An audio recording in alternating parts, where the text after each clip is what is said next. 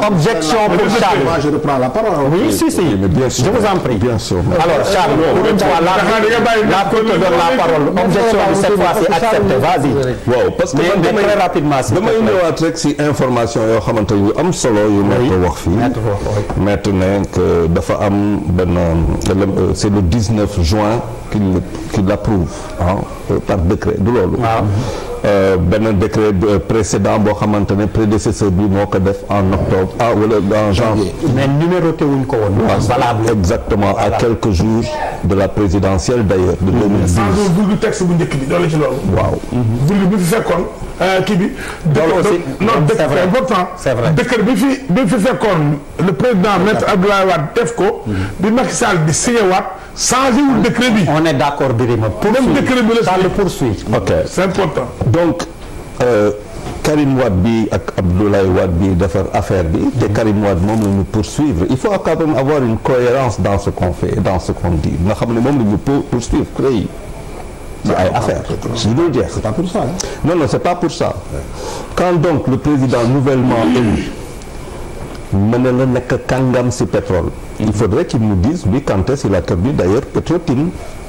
Oui, moi j'attends que le président wax ma ko parce que lu am solo la. mu xam peut waaw parce que. waaw waaw di ngeen ma déglu de. waaw lu am solo la. ñu nga am IGE mais maître le fleuron l'un des fleurons mbokk de nos organisations. l'IGE. l'IGE nga xam ne la petite sœur moo waxoon Khalifa Sall inspection générale financière am lu mu wax IGE sax waxul lu taxee Khalifa Sall. IGE la grande sœur l'aînée waruñu ko manqué nii ñu woo ko pour mu liggéey si benn affaire par rapport à quelqu'un koo xamante ne kàngam la si lu muy def il prend la décision parce que kàngam la quelque temps après BBC sort un scandale comme ça scandale supposé so dama ne sort un scandale waxuma que dafa wax dëgg waxuma que BBC dafa wax dëgg dama ne dafa génn benn scandale encore que je dis toujours ñun ñu ngi fii di xëccoo di ŋaayoo di def loolu foofu dina am procès xëy na bu amee procès lépp leer parce que foofu bu amee ba gars yi leer fi non dama ne bu amee procès ba ñu mettre en examen Sénégal day xam non dama lay baal. non doo Sénégal. j'ai pas dit jusqu'à non j'ai pas dit ça non il faut bien comprendre maître dama ne BP relève du droit anglais étant une raison sociale et a un objet anglais donc est-ce que BP bi nga xamante ne dañ ko tuumal te ku ko tuumal anglais la tuumal ko moom nekk yow lii nga def mun na am BP parc bi foofu ñu taxawoo ko bu amee ñu nekk tu es confondu tu es soupçonné de corruption parce que chez eux contrairement à nous fii ay milliards lu ñuy dégg foofu doo dégg milliards corruption rien que le mot corruption rek adduna change corruption ñu ne ko ñu confondre ko vous imaginez ce que ça veut dire kon ñu woo le PDG de koo xamante ne l'image est très forte c'est le PDG de BP tubaab l'un des hommes les plus puissants d'Angleterre une journaliste noire nigériane ñëw fekk ko ci otoom topp ko ba ci trottoiru immeuble anglais yi nangu ko BBC nangu ko nga foog nekk yorul leneen ma ne kooku bu ñu ko woowee teg ko examen ñun lu ñuy wax fi ba kooku reconnaître que am na corruption on devient quoi on fait quoi on verra. kooku là je ne remets pas en cause. C'est des supputations. Non, mais justement maître je vous demande. BP a démenti. waaw BP a démenti mais bon BP par exemple. mais xam nga BP oui mais BP xam nga depuis quelque temps je suis redevenu un journaliste je replonge sur le terrain et je me rends compte que peut-être même damay xaar rek parce que am na ñaari effet yoo xamante ne ñaari information yoo xamante ne parce que BP multinational la xam nga BP boo nekkee ci pétrole xaalis bi dul jeex la xaalis boobu waaw dañ koy dugal banque waaw léegi y a peut-être ay problématiques yoo xamante ne dañ koy soulever yu am solo dinañ ci àgg incha allah benn affaire boo xamante ne Sénégalais yi xamuñu ko sax est-ce que tu sais non waaw c'est ça est-ce que tu sais que par exemple on va vers la pénurie de ciment pour te dire rek bu doy waar yow kii day gën ay infrastructure alors xoolal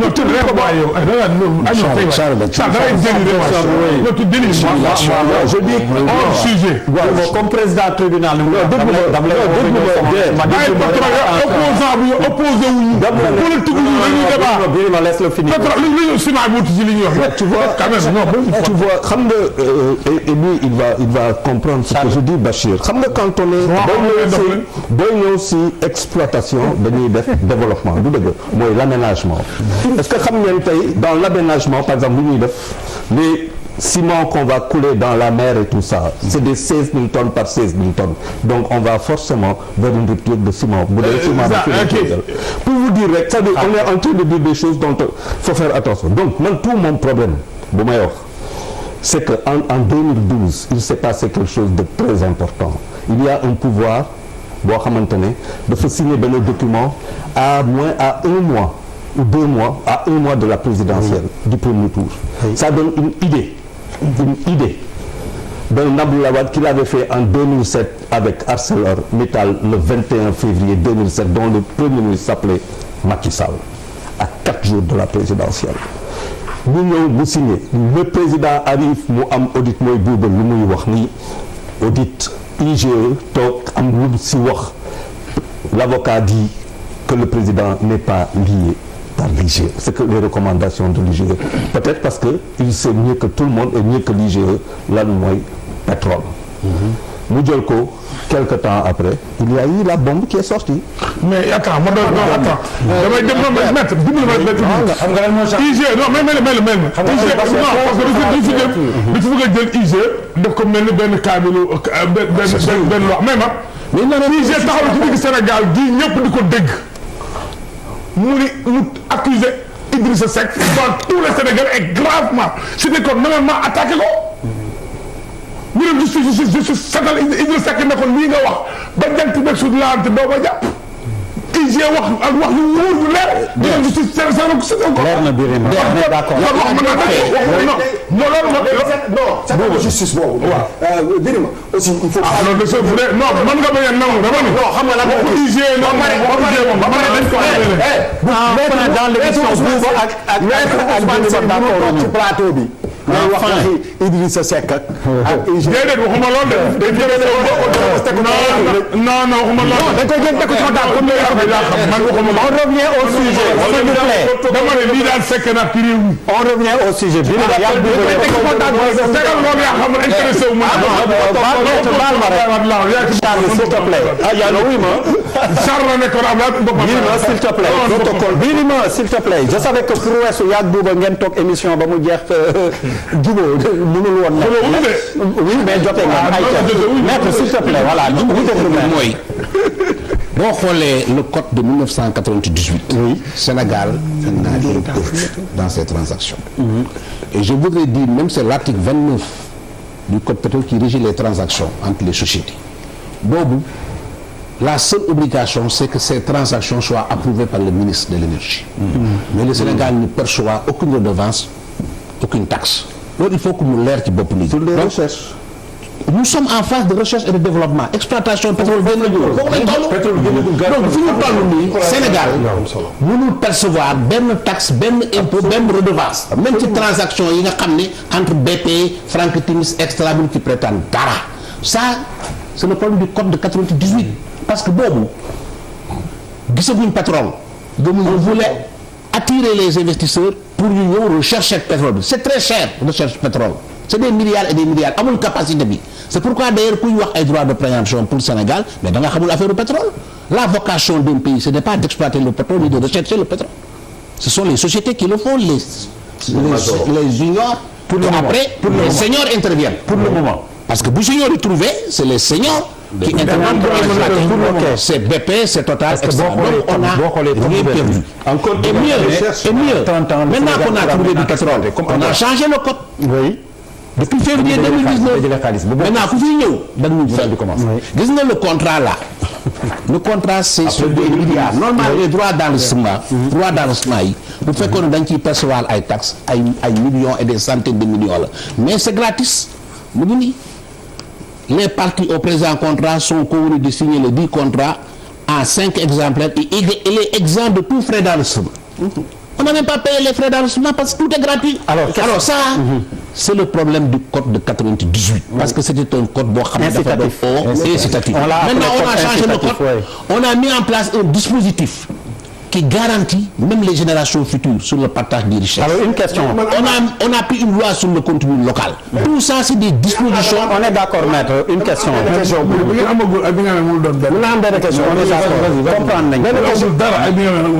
a benn question. parce que démb dama nekk di déglu RFM ñu invité ministre de l'énergie. la ministre du pétrole la énergie. Mokhtar Cissé moom laa wax ni ma dellu si waat ci teg ci kaw table bi. ma dégg ko mu ne xam nga bu ñu nee Sénégal 10% moom lay am ci mbir mi ma dégg ko moom mu ne Sénégal 2/3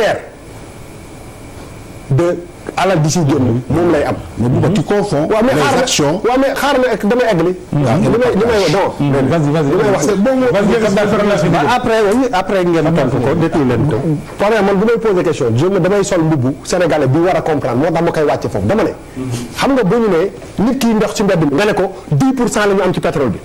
oui mais 10% la jàpp. 90% dañu naan 10% laa jàpp ma dégg ko ministre bi ci boppam ni loolu la ñuy nax loolu day nax nit ñi parce que en réalité. li ciy génn ci koom-koom. bu ko xaymaa 2/3 yi maanaam bu dee ñett la ñaari yëpp ci d'une façon ou d'une autre c'est-à-dire que soit nii wala ne la ci keesu Sénégal lañ day xam nga loolu pour man moom laay wax nii.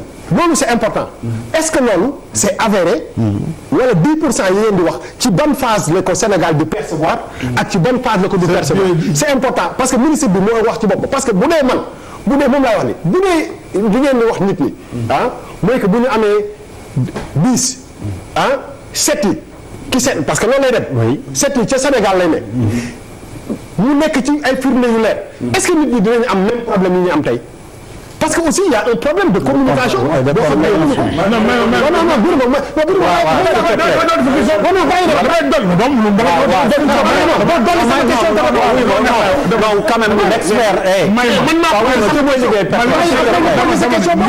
s'il te plaît. gouvernement Sénégal. non xam nga lan mooy problème bi. non gouvernement. mais bu parce que tey lii non attends. s'il te plaît mais alors vraiment dimbali ma. yaa xam moom d'accord. parce que moom question la. moom question la. si moom question la. moo laaj yam. ni ngay defee moom yow yaa moom lépp. c'est un secours please. question au nom du Sénégalais lambda. tontu ñu. comprendre bu gaaw. problème wax benn bi réglé nga ko. je l'ai dit wax naa ko sànq. waxaat ko ñu dégg. ma ne gouvernement war na trouver une autre forme de communication en termes boobu évacué nañ ko xam nga lu tax mu wax la loolu parce que c'est avéré et c'est vrai waxal olof boo xoolee contrat ci wolof laa koy wax waaw waxal li ma ci wax yëbbali ci wolof laa koy wax dama ne boo xoolee contrat pétrolier yëpp ak gazier yi nga xam ne publié nañ ko ci site ITIE boo demoon tey fekk ko fa nga www.itie.sn waaw contrat yi ñu wax yëpp ma nga foofu boo koy xool nii da ngay gis benn colonne bu ñu bind opérateur maanaam kii nga xam ne mooy exploitant bi BP par exemple wala Woodside wala Caen wala keneen nga gis beneen côté ba ñu bind Sénégal bu ñu nee Sénégal nag da ngay xaar Petrosen moom la ñuy bind parce que moom moo bokk ci joint venture ñu ne la bu bari yi ñuy ñàcc waaw di gën a bëri paaru Sénégal di gën a yokk paaru opérateur bi di gën a wàññeeku ba boo demee ba ci fin ba da ngay gis ni Sénégal mooy ëppale de presque 60% te ñu ne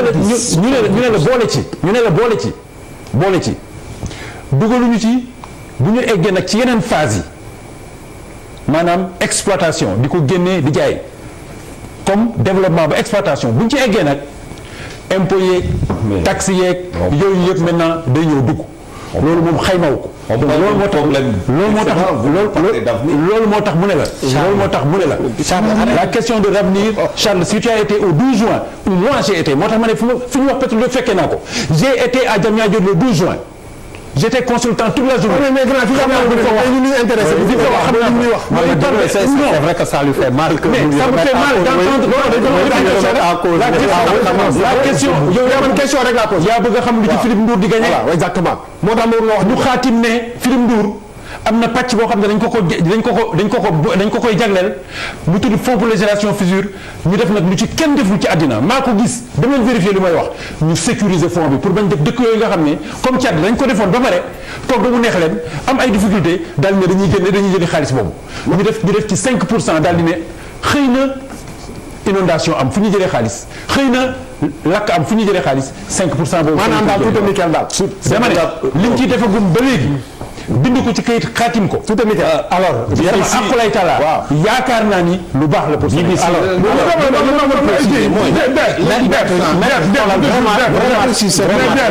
alors